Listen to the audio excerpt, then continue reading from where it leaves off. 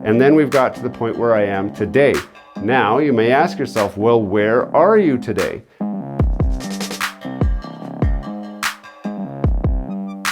Hello and welcome back to Gears and Tech. Today we've got a special behind the scenes look at your very own production studio. I know a lot of people look at making YouTube videos and everything, and the most common thing I hear is, I don't have the right camera, I don't have the right space, I don't have a good microphone, and it's a lot of I don'ts. Well, the reality is nobody seems to care. I've seen really bad videos with poor image quality and poor audio quality that get 1 million views, no problem. So it's fine to start with the gear that you have right now and then upgrade over time. That's what I've been doing. And if you go to some of my first videos, they were shot with cell phones, with no microphones. And then we've got to the point where I am today. Now you may ask yourself, well, where are you today? That's why I wanted to do this really quick sneak peek behind the scenes of what my studio looks like. And you can see how very cheaply this whole production has been set up, and you can easily mimic this. I'm gonna walk you through everything that I have to get the effect that you see here and that you have seen in my other studio videos, and you might be very surprised. First thing I'm gonna do is peel back the green screen. So you can see I am standing in front of a green screen and it's not as fancy as you think. So I'm gonna back up and then enter into my studio and we'll walk you through what we do at the same time, what the whole setup is.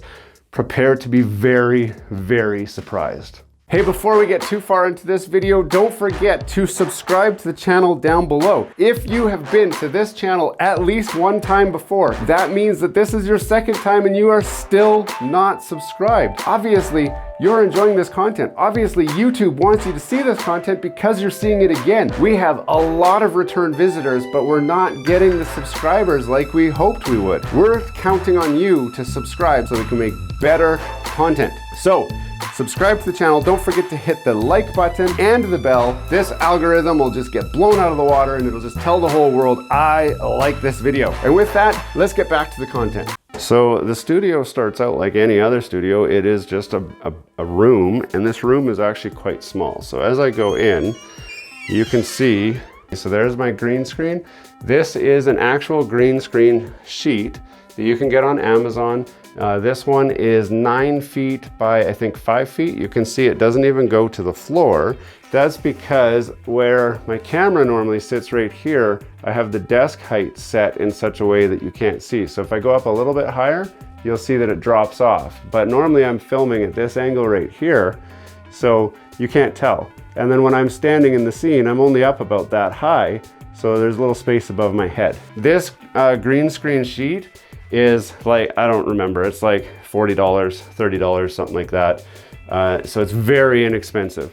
You can see my lighting next. So I have just little LED lights. These are 100 watt equivalent true white LED lights. I've got one there, and I've got one over there on the floor.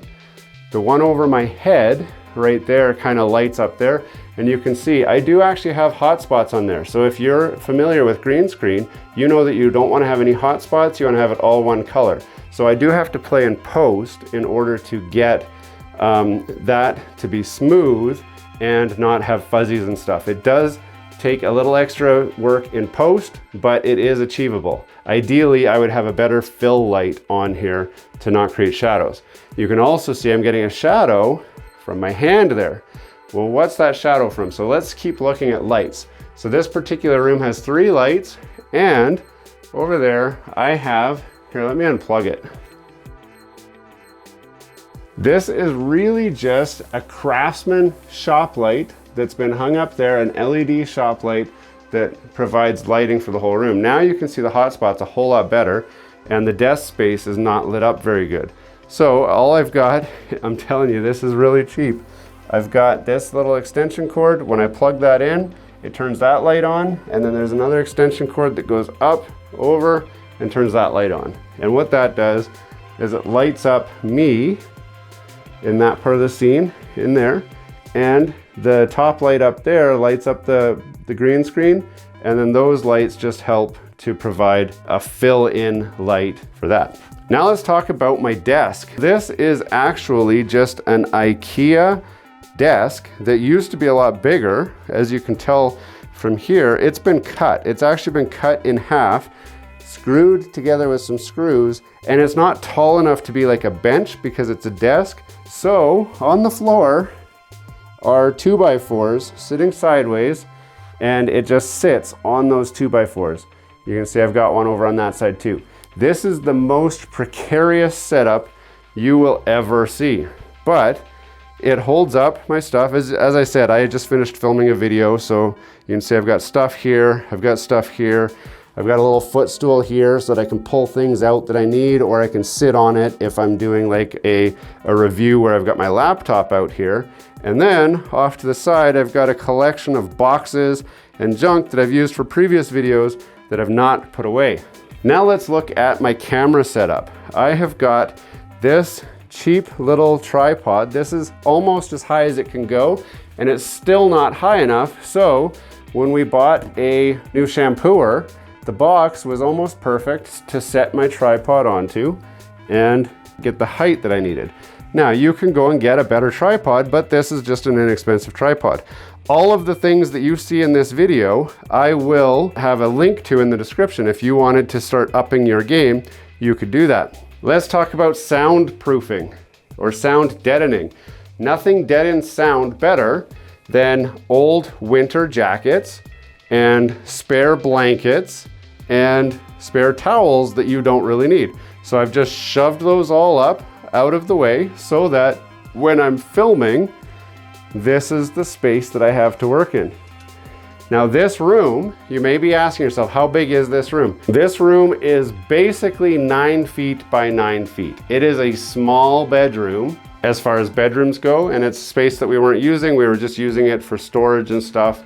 So it made a good studio space. I do have a window in here, which you can see right here. I'm in a basement. You may be wondering, why do I have a curtain up if I've got a window? The reason is that it's very hard to have a consistent video all the time if I have natural daylight coming through sometimes and then I don't other times. The first video that I filmed today, I started at 7 o'clock this morning. It's a Saturday morning. It was still pitch black outside. While I was filming, the sun did come up.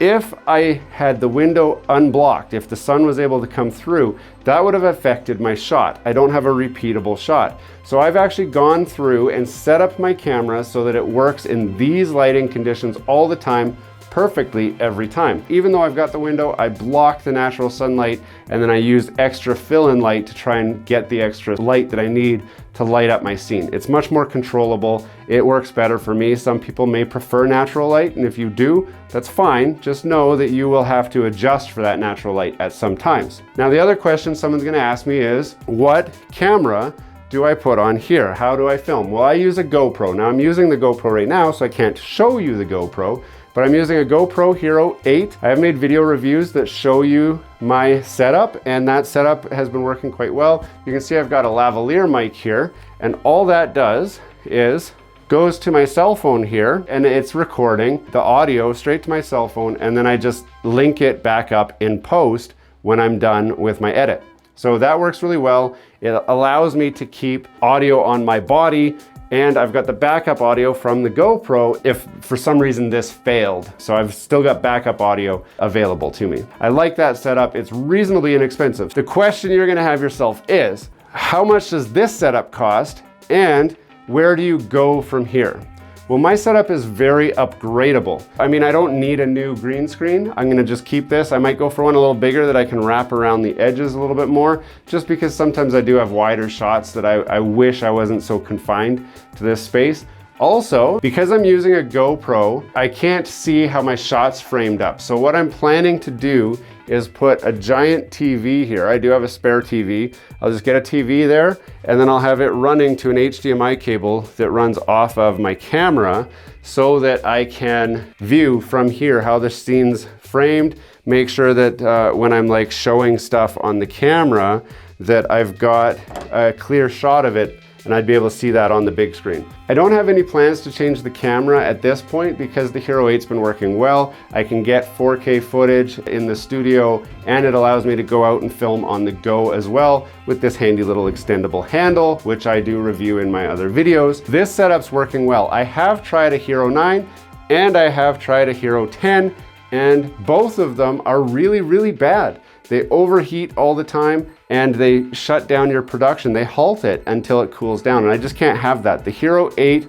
takes closer to 45 minutes to an hour before it overheats, so it's more reliable, and I still get that 4K footage. Now, you're asking yourself, well, what if I don't have any of this stuff? That's fine, because you can start with a cell phone. I started with just this cell phone and this microphone, and then all I did was I held the camera like this and then just filmed myself like this, and then it just captured the audio and the video on the phone. And then I eventually upgraded to a stick that I could hold it on. And then eventually I added the GoPro. And then eventually I added the green screen. I found the desk, and then I added the tripod. It was really easy to just add to this setup. And this overall setup is, you know, if you're buying used, especially a Hero 8's cheap now, you could buy this all used and set this whole thing up for less than $400. So it's not too bad. You can get a really good effect. I just wanted a quick video today to show you kind of what you can do for a budget YouTube setup